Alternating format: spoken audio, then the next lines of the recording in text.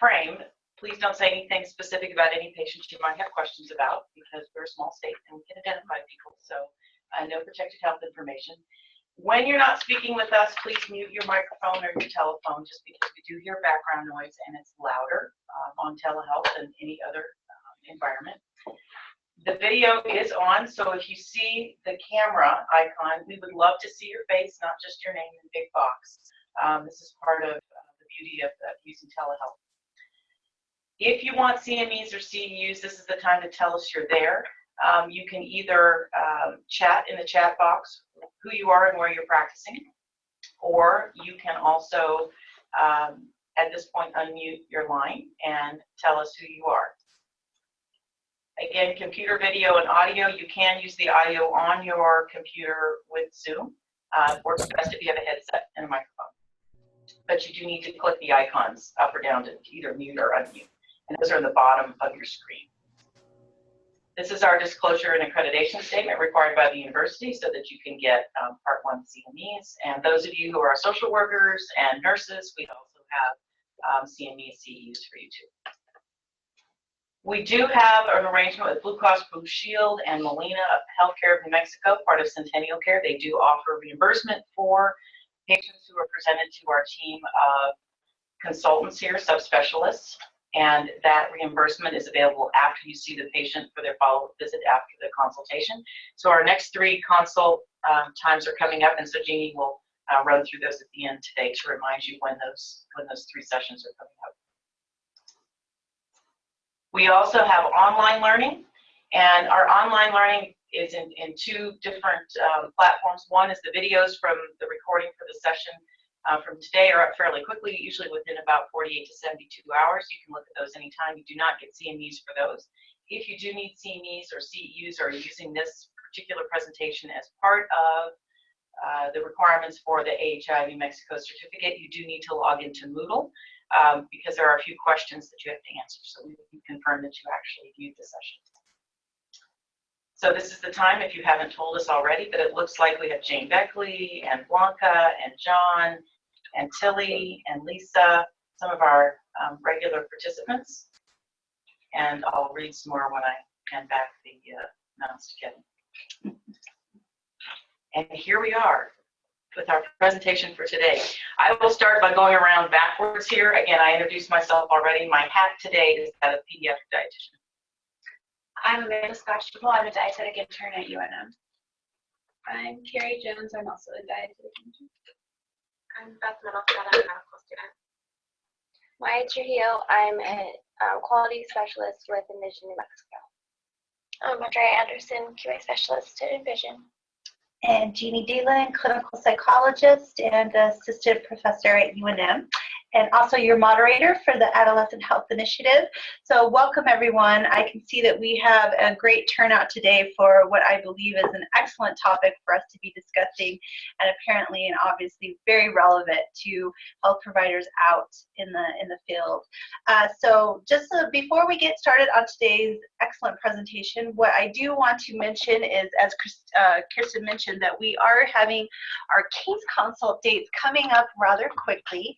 And for those of you who are trying to get certification for the Adolescent Health Initiative this semester, just a reminder that there is a requirement for each person to do 1 case consultation. Exact same format as in fall, and both myself and Michelle are happy to help you through this process.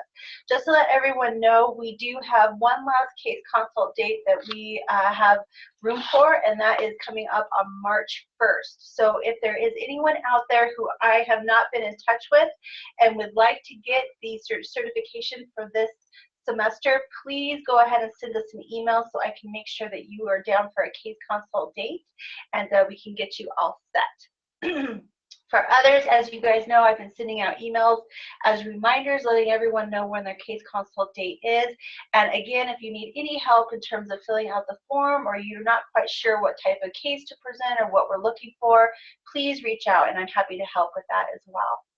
So with that, I would like to introduce our speaker for today. Is Dr. Christina Sauer, who is going to be talking today about disordered eating in adolescence. And Christina is an assistant professor in the Department of Child and Adolescent Psychiatry. And to let you guys know, because this is such a big topic, it's a topic near and dear to my heart, we're going to have Christina give an overview today, and then I'm going to follow up on March 8th with a short introduction and a couple of simple tools that you can use on the topic of mindful eating. So with that, I'd love to turn it over to Dr. Sauer, and we'll get started. Thank you. Okay. So yeah, I'm really happy to be here today, and grateful to join such a great group here too. So I know that this is a pretty, in ways, big topic, the concept of disordered eating and eating disorders. So wanted to come about it from a perspective that I think would be hopefully helpful for people practicing in a variety of different settings. And I know that those of you who have joined us remotely are in different places and different practice settings. So I'll focus some on diagnostic criteria and evaluation techniques, and a little bit more on the background of eating disorders and disordered eating. So let me see if I can come over here. And then also we'll maybe go through a couple sample cases if we have time. I just was at a conference in Denver last week on complex medical manifestations of eating disorders, so I feel motivated to continue to share knowledge and speak more about this. So just wanted to start with a few questions for reflection. For everyone that's here today, I'm curious how many people, how many people do you see who you feel have disordered eating patterns, or is this something that you commonly encounter? And along those lines, do you routinely ask about eating habits, body image, self-consciousness, or other behaviors, self-harm behaviors, even including purging in visits? And what kind of patterns do you tend to see in clients or patients who you work with that you feel like might be disordered eating? So I like to start with these questions because what we understand statistically is that there's millions of Americans who struggle with eating disorders, and we may not always be assessing that. I think we're trained to ask particular kinds of questions in our medical and psychological or other healthcare visits, and sometimes disordered eating patterns aren't things that we ask about as easily or as quickly. So hopefully today this conversation will spark some more thoughtfulness around that too. And as far as questions, I'm sorry I didn't think about this. If you do have questions, I'm okay. Please feel free to interject in the talk. Would like it to be interactive and dynamic, and then otherwise we'll have some time for questions at the end too. Okay. So in specific with the adolescent population, just wanted to look at why this is an important topic. Why do we care about disordered eating in adolescence? Statistically, we understand there's about 8 to 10 million Americans who have been formally diagnosed with an eating disorder, but it may be more along the lines of 24 to 30 million who actually have disordered eating habits. And granted, that's of all ages, but in the adolescent group especially, eating disorders are actually the third most common chronic illness. So we may think about diabetes, asthma, some other conditions we're pretty familiar with, but eating disorders are up there as far as number of people that they affect. We think about eating disorders as well because of the mortality rate, and anorexia itself has the highest mortality rate of any mental illness. Again, it may be more common for people to think along the lines of bipolar or psychotic disorders as having more associated mortality, but it is indeed anorexia. And specifically in the population of females between 15 and 24, it has a 12 times higher rate, mortality rate than all cause for females. The other reasons why it's important I know there's other sessions where we focus on substance use, especially in New Mexico being a big challenge. And there's often a high comorbid rate of eating disorders and substance use. And the teenage years, sort of early through late teen, is often when people have an onset of eating disorder symptoms. As well, we feel like early treatment for disordered eating is very important as far as preventing long-term sequelae. So this would be both medical complications, such as osteoporosis and other longer-term health effects, the psychological sort of rigidity and patterns that people can develop with disordered eating, and then as well as advocating for better family and parental health and parenting techniques too. So that's sort of to set the stage why we feel like eating disorders is an important topic in this age group. Okay, so one of the questions that I hear the most is, so how do we distinguish between normal eating patterns and then disordered? Where is the line in the gray zone between those? So I think the most important things to pay attention to are impairment. So how much does a disordered eating pattern impair someone? So whether that's psychologically or the amount of distress that they feel because of their eating disorder, how it interferes with their daily responsibilities, like their ability to participate in school, to be able to engage in work and interact with their family. And then certainly if there's medical impairments, if people are developing electrolyte abnormalities, if they're having significant changes in their weight or other associated metabolic properties. And then socially, we know that a lot of people with eating disorders start disengaging from other people, especially around food. That may change some of their relationships and friendships. And so evaluating some of these different areas can give a sense of how the eating patterns are affecting them. And then the other piece is persistent. So if it's something that's maybe a week or two and you hear that it's also, concurrent with other recent losses or stressors, you may have a different degree of concern about that than if this is a pattern that's been going on now for months to years even.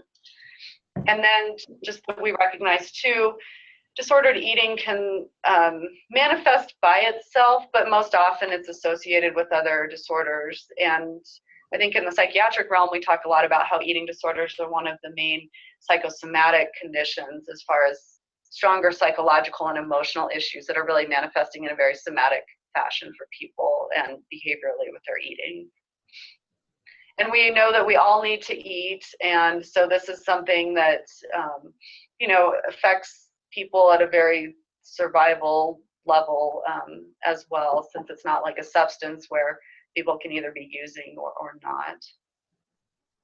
Okay, so I like this picture. This is my one picture for the lecture today, but I like what it encapsulates in that I think often, in general public, we may have ideas about shape or figure size that we attribute eating disorder behavior to, but in reality, I think it affects a very broad range of people of all sizes, shapes, ages, genders. And so just to be mindful that, initial interpretation with somebody based on how they appear is one piece, but more so is getting a better sense of how they're eating and any disordered patterns. Okay. So then I just wanted to move a little bit into formal criteria for people that are clinically evaluating and considering diagnosis. So in the DSM-5, the feeding and eating disorders category is what encapsulates most of what we'll refer to today. So the most common eating disorders are anorexia nervosa, bulimia nervosa, and binge eating disorder. And I imagine most people have heard about those, but we'll go through a little bit on the specific criteria for that because it has changed from the last DSM-4. And then unspecified eating disorder, I think I highlighted it here because it is how we define disordered eating patterns when they don't quite fit into the boxes for the other disorders listed here, but recognizing a lot of people fall into this category. There's other conditions, including pica, which is the eating of non-nutritive substances, rumination disorder, where people have a pattern of chewing and spitting, sometimes this is referred to. And then avoidant restrictive eating disorder, which is, and like the title says, it's an avoidance or restriction on dietary intake or on food groups or on nutritional intake, but it's not as associated with how someone feels about their body or their body image or shape. So these last three, again, just to bring up, they are included as eating disorders, but they're less commonly seen. And they may be associated with other medical conditions. And then as well, that we know a lot of mood disorders, anxiety disorders, and even psychotic disorders can affect someone's appetite. So people who have generalized anxiety may struggle to eat when their anxiety levels are higher. People who have psychotic disorders, if they become more paranoid about their food, may also struggle. So certainly have to gain a context of how someone's eating is impacted by their other psychological and emotional challenges. Okay, so when we're working with people day to day and trying to both elicit a better history, but also to pick up on some cues that might lead us to be more perceptive or inquisitive about eating disorder patterns, these are a few of the things I wanted to point out. So of course, if we're noticing an evident change, whether up or down in someone's weight or in how they're dressing, that can be valuable.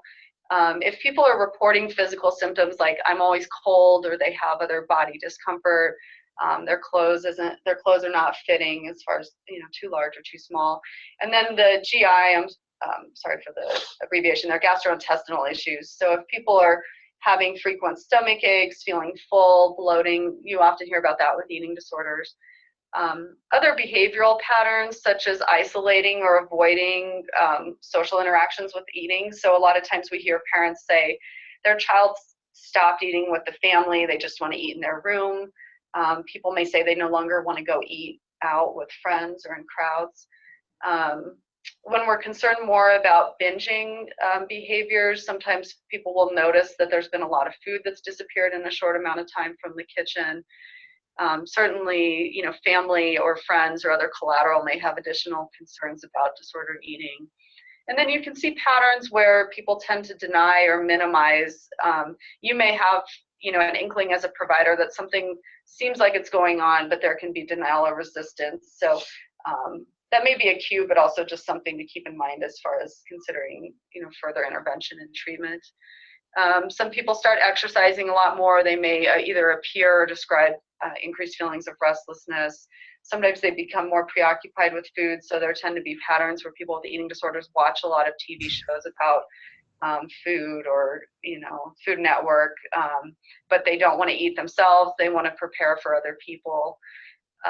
Food rituals such as cutting meals into lots of small pieces, or having other particular ways that they eat will develop. And then you may see concurrent changes in mood, increases in irritability or anxiety associated with this, and then certainly changes in sleep. If people are nutritionally depriving themselves, that does often affect our sleep patterns, and so people may not be sleeping as solidly, or they may wake up a lot at night. So when I'm working with people that are more in the anorexia spectrum, I often ask them about their sleep, because it's not uncommon that you find that they're actually waking up frequently through the night. Okay.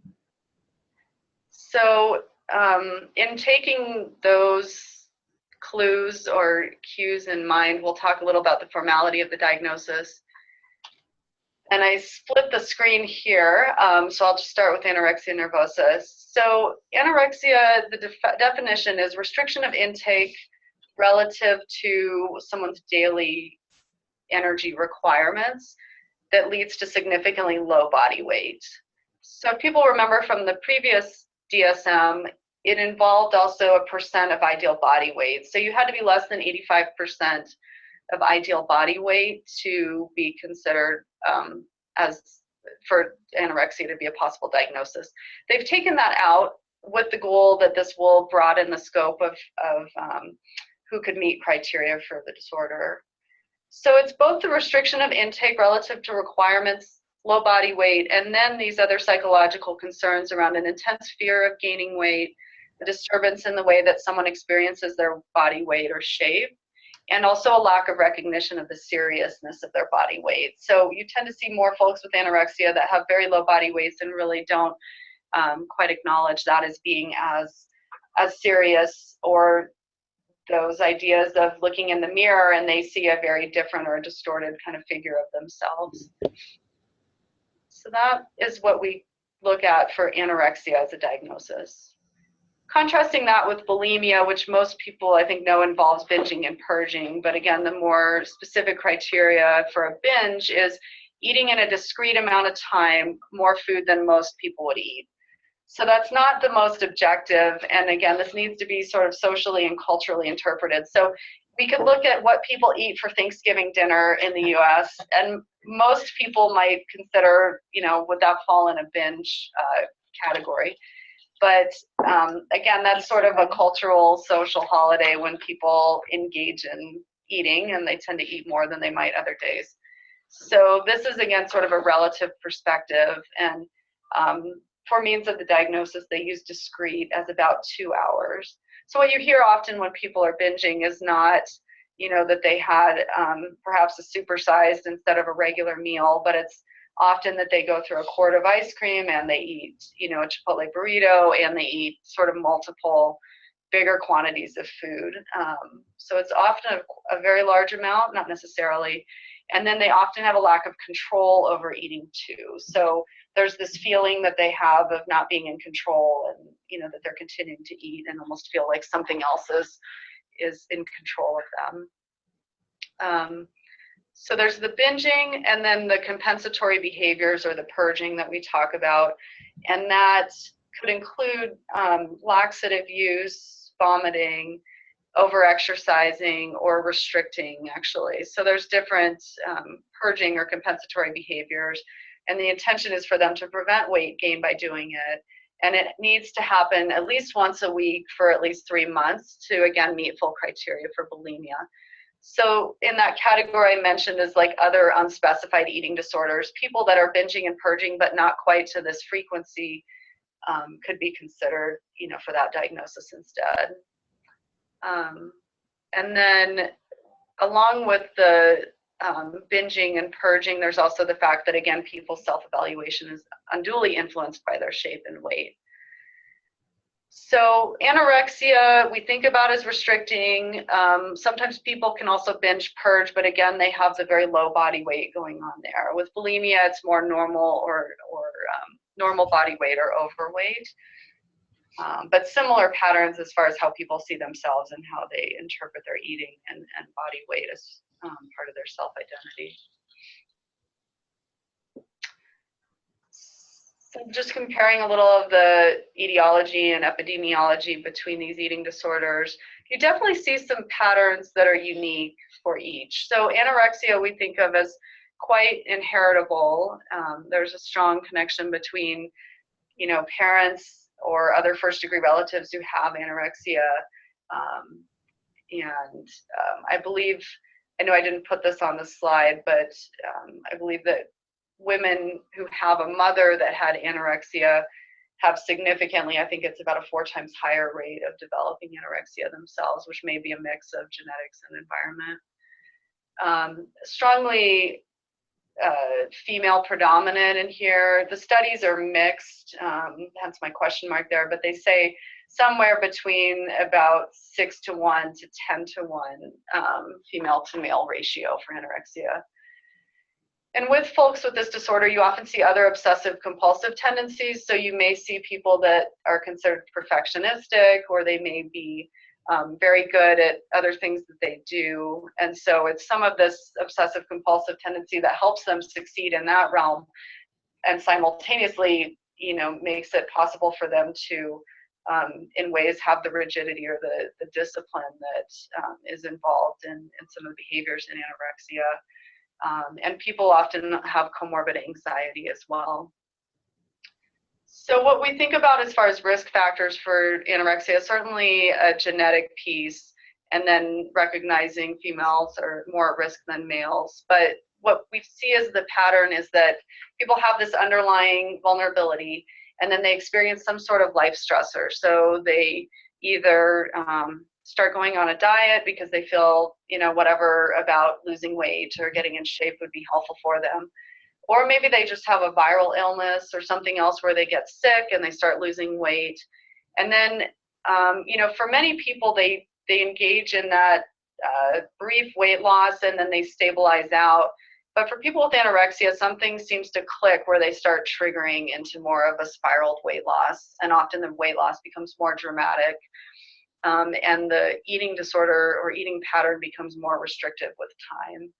So that's not an uncommon history to hear about sort of a particular trigger, weight loss, and then perpetual weight loss and increased disordered behavior. And there's certainly social pressures we recognize as well on people in, throughout the world at this point, but certainly in our society here around thinness and shape that we know influence that too. So then in contrast with bulimia, we know that there is some inheritance, but it's less strongly genetically linked at this point.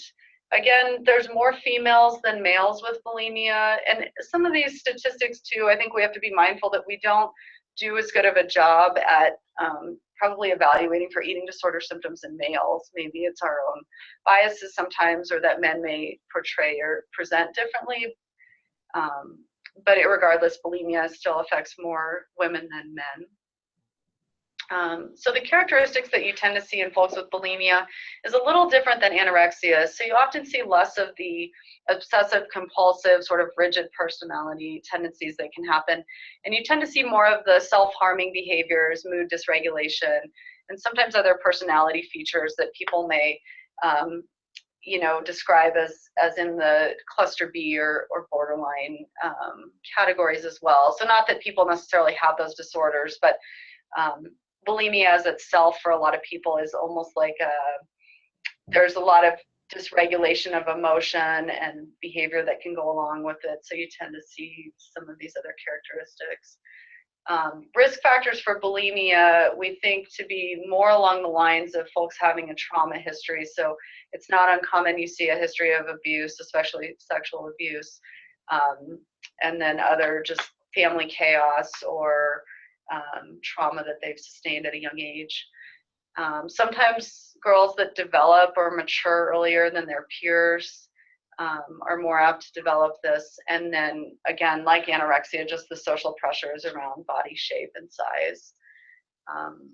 So I think this is good to think about in distinguishing the two diagnoses, but also if you're working with people, say, you have a patient or a client who has a lot of anxiety and a lot of obsessive compulsive tendencies, you may be more apt to look for or ask about eating patterns that are more restrictive. And in a lot of people I see who are also engaging in cutting, other self-harming behaviors, or have a lot of mood dysregulation, I'll try to make sure that I'm asking them as well, in addition to those self-harming behaviors, are they engaging in things like purging? Okay. So as far as the medical sequelae, so this is, I think, again, where the psychosomatic piece to eating disorders becomes more clear. And anorexia, well, both of these disorders have quite a few medical complications. The conference I was just at focused on all sorts of different intersections in the healthcare system that we have with people with eating disorders, and recognizing that some providers are just more familiar with how to deal with these illnesses.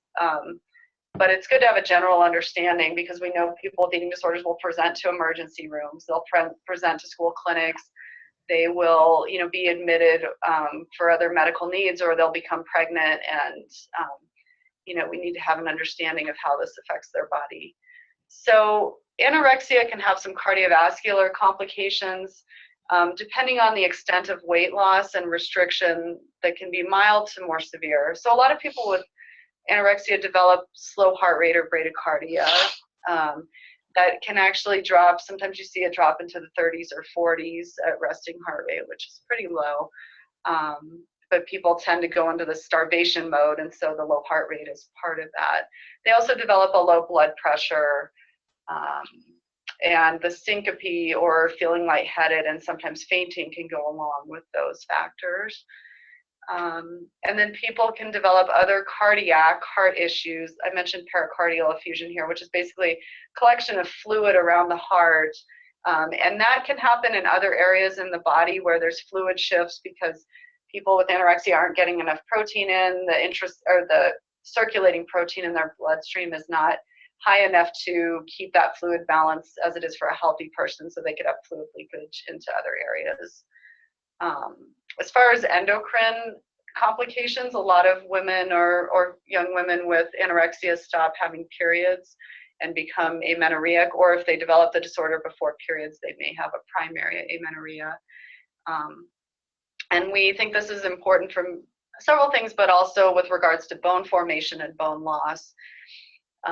Again, the conference I was at, they mentioned that women that have just a year of symptoms of anorexia can have significant loss in bone development, and certainly ongoing symptoms can lead to osteoporosis in young women. So this can certainly be a long-term, lifelong issue that we want to be mindful about in people who are restricting. And then as far as complications on the brain itself, we see a lot of people with anorexia who develop depressive symptoms, and it may be a primary mood disorder, but it may also be just a nutritional depression that develops from not having enough calories and not enough circulating glucose or other micronutrients. There may be more anxiety, especially when pushed to eat or pushed to engage in uncomfortable patterns. And then you'll hear occasionally people refer to this idea of quote unquote brain fog, where again, because of the lack of nutrition, they may just not be thinking or mentating as clearly as they had before. So those are some of the complications with anorexia.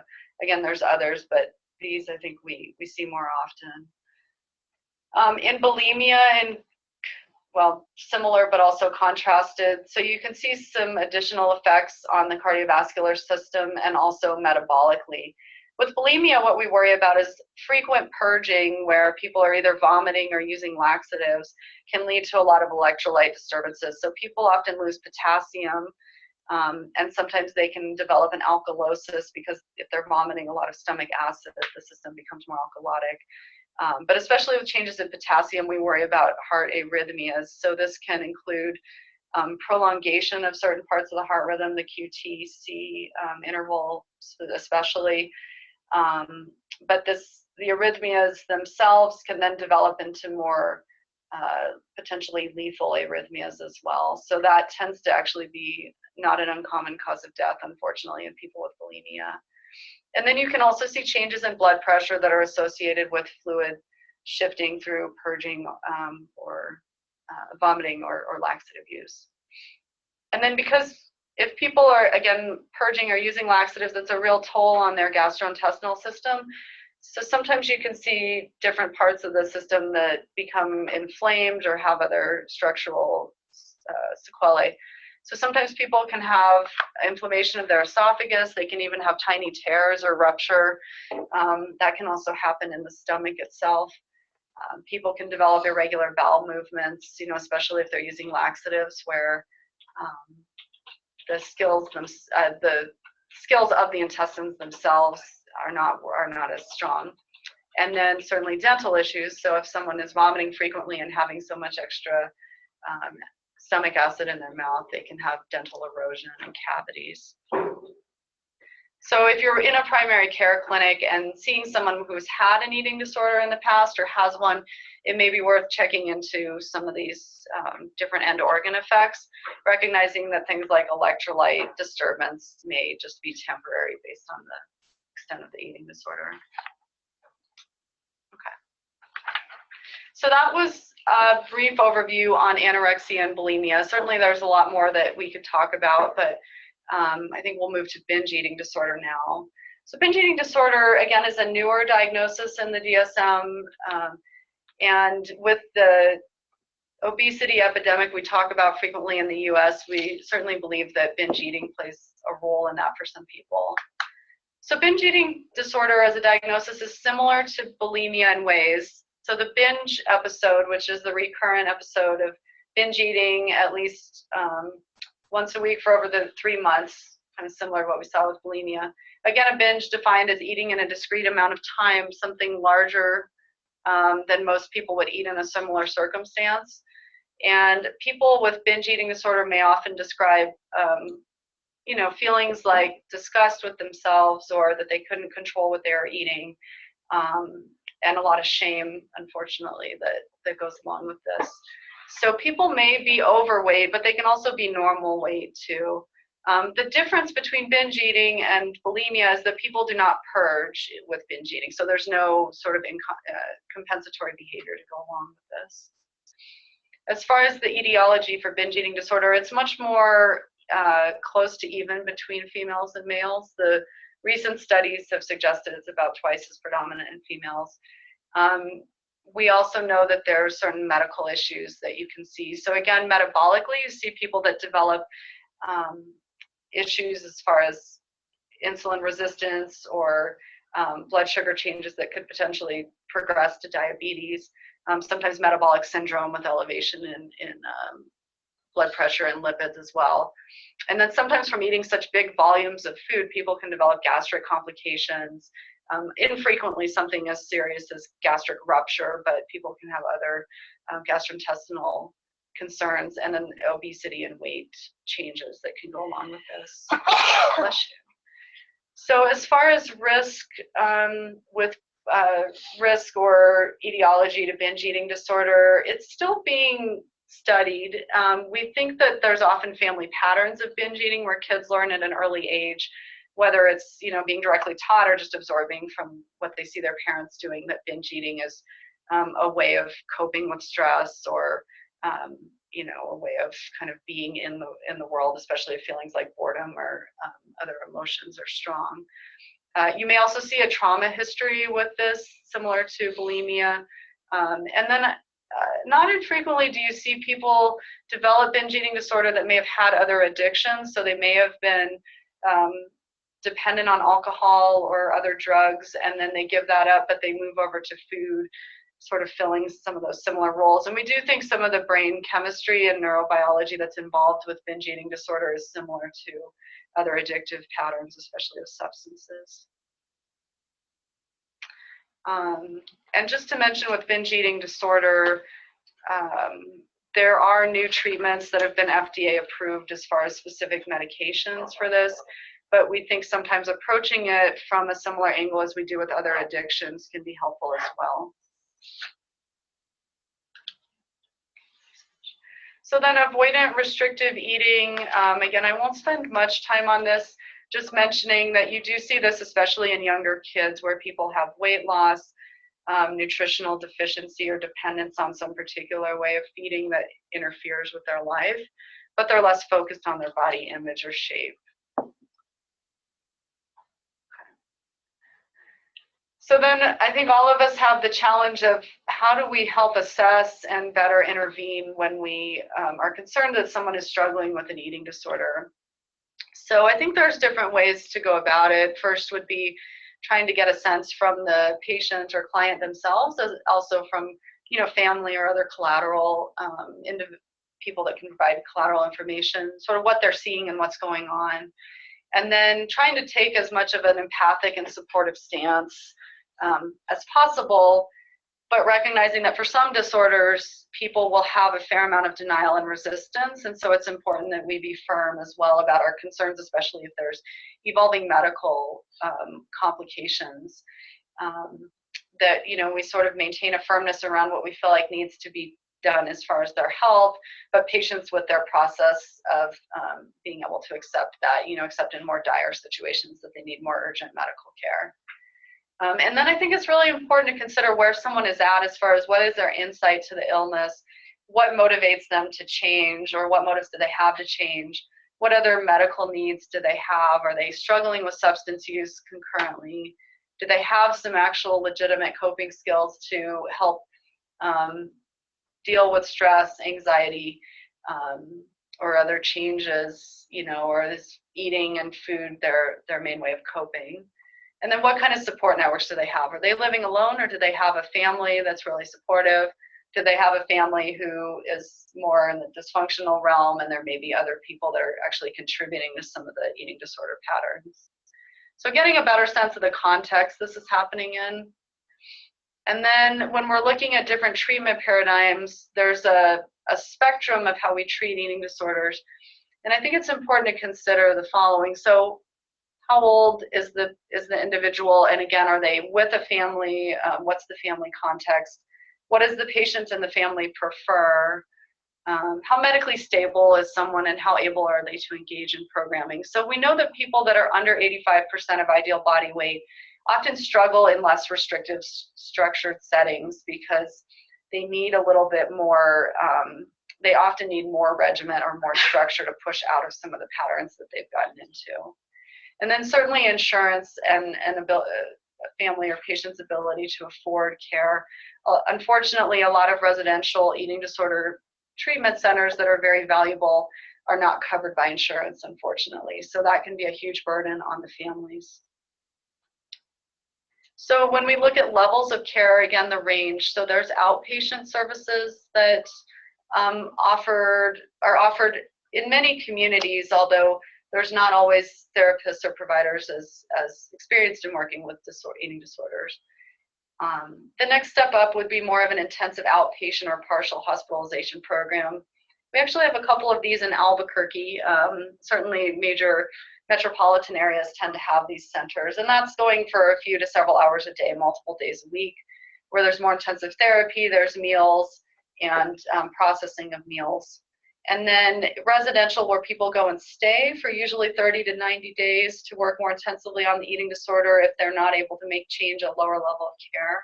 And then inpatient, that would be where you have someone who has ongoing medical complications and needs a higher level of stabilization. At any of these levels of care, having a multidisciplinary team is important. So many of us may be practicing kind of on our own, but I think the more we can network with other individuals who can help. So certainly with eating disorders, having a nutritionist involved is important, whether it's creating a meal plan or just being able to do consultative visits with individuals who need to shift some of their patterns. A therapist, and then psychiatrist, physician, nurse practitioner, PA, somebody who's taking more of a helm from the medical perspective for both testing purposes and medications potentially.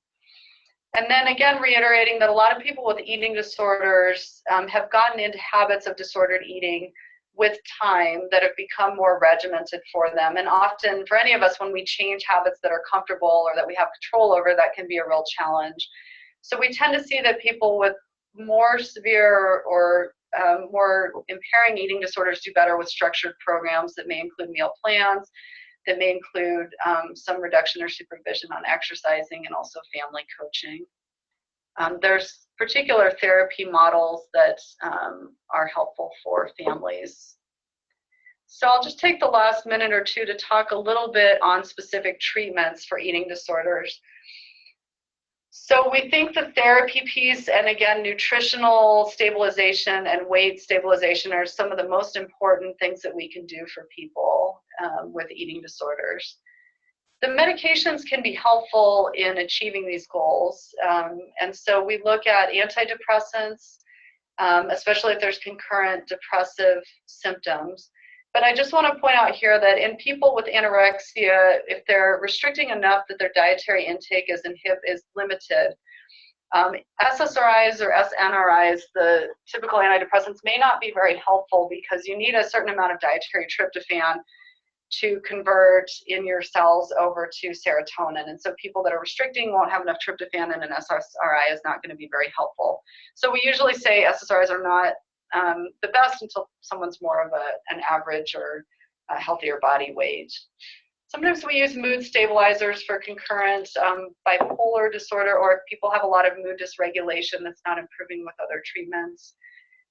For people with severe anorexia, where they almost have a delusional component around the restricting and the fear of eating, we'll use atypical antipsychotics like Seroquel, Zyprexa, or risperidone in very low doses for a brief time to kind of kick them out of that habit. Again, I would recommend doing that in conjunction with close medical monitoring, again, because of concern that it could potentially affect their heart rhythm and other medical pieces too. And then sometimes short-term meds for anxiety can be helpful. And then for people with binge eating disorder, Vyvanse, which is an amphetamine, mixed amphetamine salt in the Adderall family, has been FDA approved, but we think some of the other stimulants may be helpful for this. And then from the therapy stance, many kinds of therapy can be helpful depending on what's going on and what the primary issues of concern. So whether it's family therapy, individual work, group-based therapy. For some people, they really need to start delving into the trauma once their eating disorder is stable. And then dialectical behavioral therapy, or DBT, which helps on things like mindfulness and stress regulation. Okay. And then I think this is my last slide. So I just want to point out too, there's certain populations that may be more at risk for having eating disorders that we might otherwise miss. So just to be mindful, certainly working with men or males, you know, we don't always ask as easily about this. In people that identify as in the LGBTQ sexual orientation or transgender, that they're more at risk as well to have eating disorders. People in transitional age, so college or even midlife, because of these times of stress, can be more at risk. And then folks with chronic illness, especially diabetes, where people have to be very careful about their nutritional intake already, are again a little more likely to have a risk of developing an eating disorder. And we're all susceptible to influences in our community and society too. So I think we all have to face that. So again, in conclusion, disordered eating is common in our culture, but we often may not assess it adequately or underdiagnose. Symptoms often begin in adolescence, so I think it's important to identify and treat here when we can and work with the families. There are certain types and severity of eating disorder as mentioned, and the treatment's really multidisciplinary. Referring to a higher level of care, to a more intensive level of care, can be important if people are not making progress where they're at. And yeah, so that is the talk, and these are a couple different websites I think have a lot of good resources. Certainly I pulled a lot of this information from the DSM-5, and then just to give a quick message, I work at UNM, but also have worked at the Eating Disorder Treatment Center of Albuquerque, and they do have different levels of care here in town. So just as far as a resource in Albuquerque and New Mexico, they're a good place. Thank you. Excellent. Thanks. So we'll open it up for discussion and questions. So for those of you joining, please feel free to either unmute your phone to ask specific questions, or if you just have a comment in general about some of the reflections that Christina had asked about at the beginning, about how often you tend to see disordered eating patterns in your clinics or with your populations. And also feel free to use the chat box, and for others in here as well, if there's any questions or comments, because I always start. Well, I can start. Okay. Since we're waiting for people to type, so I had a couple of questions. First is around tools to use and who should actually screen, because that's one of the things that we kind of run into. So you have a multidisciplinary team here. Yeah. You have anywhere from social workers to PAs, to nurse practitioners, dietitians, clinic assistants. Yeah. I mean, what screening tools would you use sort of in a primary care setting? Yes. And then who should do that? I mean, is there a sort of restriction? In other words, if you get an answer, okay, now what do I do with that answer? Right. I think that's a great question, because it's, you know, not probably very well defined as far as Alicia has the same exact question. Yeah. So that's a good question. So there are a couple, and I'm sorry I didn't actually include those in the talk, but so there's some brief screening tools that have been recommended for use in primary care or in like emergency room settings. And then there's longer, you know, assessment scales as well. So the one that we talk about sometimes, and I will just read you off some of it, but it's a British scale, and it's called the SCOFF scale, SCOFF. So basically it's looking at main symptoms of eating disorders, and each of the S, the C, the OFF, they're all kind of prompts for different questions. It's similar to the CAGE questionnaire as far as things that we ask about. So it's the S is, do you make yourself sick because you feel uncomfortably full? The C is, do you worry that you've lost control over your eating? The O is, have you lost more than 1 stone? That's the non-American version, but 14 pounds in 3 months. The first F, do you believe yourself to be fat when others say you are too thin? And then the other F, would you say that food dominates your life? So those are some ways to very generally screen. There's also something called the Eating Aptitudes Test, or EEAT, which is a longer scale, but I mean, not extensively long, but that's another good screen for eating disorders. So those are the EAT is the one that we tend to use the most or refer for. There are some newer ones online that I just don't know how well they've been validated at this point. The EAT, that's not the EAT 26, is it? You know what? I haven't heard about the numbers associated with Okay. it, but I certainly could. It'd be worth looking into. Yeah, Okay. It'd be helpful, I think, for this group. Sure. Okay. And I could certainly And we can always follow post up. those. Okay. You know, if we find it, we can always post. Cool. Yeah, I'd be happy to forward those along later today too. As far as the assessment piece, I think it's, you know, who's going to ask. I don't know. I mean, my stance is I think we're collaborative enough that in my mind, it's appropriate for anybody that's working with somebody to get a sense, you know, just of like how they're doing with food and where they're at. And I think certainly some of us, by working in different realms with individuals, may have different angles that we take on asking about the eating disorder. But you know, in my work thus far, I think it's helpful to try to evaluate for symptoms as you can. I think when you work with someone who's pretty resistant and doesn't really want to be pushed on their eating disorder, and then getting like multiple questions from multiple people, sometimes you can see additional frustration with, you know, their care, and that can be a little more challenging. But as far as my experience, it's been, you know, each person trying to meet folks where they're at, and then, you know, communicating as a team if there's someone that seems to be more effective or has better rapport with them to go deeper too. So it's not very black or white.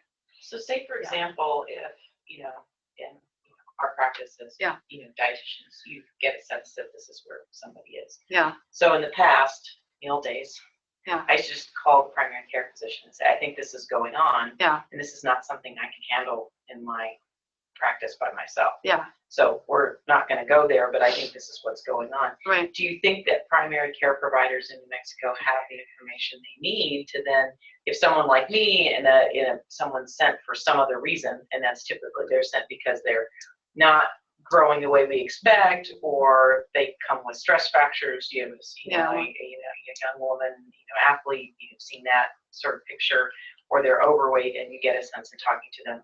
Do you think our primary care providers know how to get a hold of people? Yeah, that's a great question. At least the first referral, which might be to a behavioral health provider who could then maybe sort this out a little bit more. Right. Yeah. So, they've done studies looking at, in medical training at this point, how many primary care residencies, which includes OB and psychiatry, are actually educating people about eating disorders, and it's less than half. And then even less than that, they're actually getting formal training. So unfortunately, I think a lot of medical providers make it out of their formal training without a lot of eating disorder, a lot of education. And so, I hope as a community, those of us that are interested and involved can continue with the education. I mean, certainly I think the medical piece I think it's a really important first referral to primary care because of the comorbid medical condition, and you don't really know sometimes exactly to what extent someone's behaviors are impacting their medical stability. Of course, as a state, I know we're low on behavioral health resources as well, but we do have, some centers in Albuquerque and at UNM. Again, we're trying to expand some of our sort of psychiatric care. So people can always contact us through the PALS line or through some of the contact for behavioral health here. But yeah, I think it's really multidisciplinary. And I find myself, even as a psychiatrist, if I have someone who's coming in that has complicated medical situation, I really feel like I need a medical provider to be involved with me to monitor and keep on task with that. And then nutritionists, dietitians to help with meal plans. So I think we all just rely on each other. But I do really think it's important if you have somebody with an eating disorder that they're seeing their primary care doc, and if the primary care doc is limited in knowledge, that they feel free to contact us either in the psychiatry department at UNM or reach out to one of the treatment centers in Albuquerque that's more experienced with eating disorders. I have a question actually on the opposite end of the spectrum. Yeah. Because what gets really tricky, and I don't know if others have felt this way in their practice, but I typically see subclinical eating disorder behavior. So nothing that meets full criteria that I would get like a full disciplinary team on, but that really meets either binge eating behaviors that's worrisome, or loss of control over eating. Because when you ask a kid what's an abnormally large amount of food, most of them are like, I don't know what you're talking about. So I know they're moving more towards this loss of control over eating concept. But when you have that, when it's just subclinical, is it still a time to get others involved, or what do you do with these, the iffies? I know, that's a great question, because it's a matter sometimes of resources too, and where we can get people support. Yeah, I think that I feel like especially for the binge eating patterns in kids, it's really nice to see if we can get them into healthier systems. I just think, again, we're still a little limited in like, what is that, or where is that? So I know some of the schools are doing a better job, but again, resources are limited in schools right now.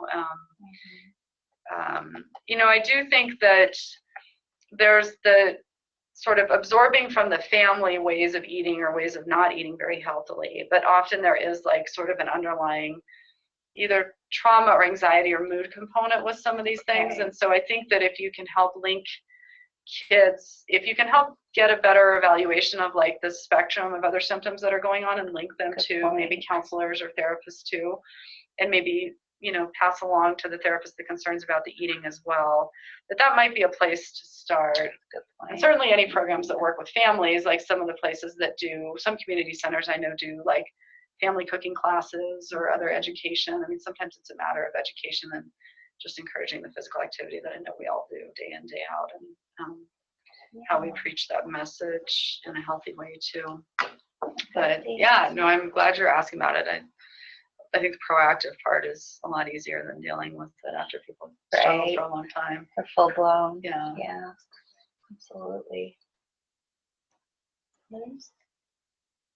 Well, this was wonderful. I think this is like you said, it's a topic I think we're all aware of, but in our practice, to the extent that we actually think about actually bringing this up and assessing for it, and then how do you screen, and then what to do with the information. This is a very helpful and important topic. So really appreciate thank you so much for having me. It's been great. Also, to let everyone know, if someone comes up with a question like just during the week or just thinking about it, also feel free, send in the questions and we can always pass it on to Christina and get some answers for you. And then maybe in the meantime, if you don't mind passing on those actual eating screens, we can post those as well for everyone to be able to access on the website as well.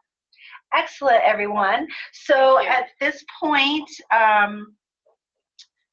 is next week 3-1, or we have, I'm trying to remember. Yes, so I just want to make sure before I said that. March has arrived. March has arrived, everyone. So just as a reminder for those of you in the certification program, if there's anyone who needs to sign up for a case consult date, next Wednesday is your day.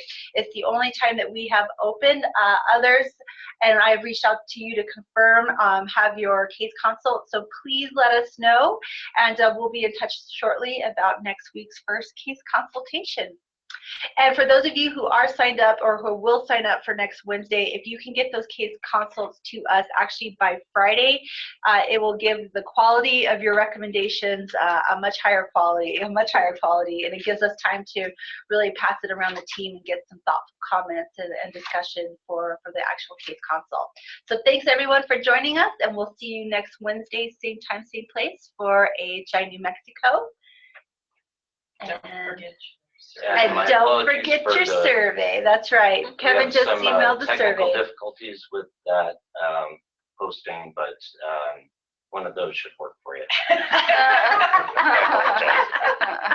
sure what's going on with Zoom today. Thanks, everyone. We'll see you next week.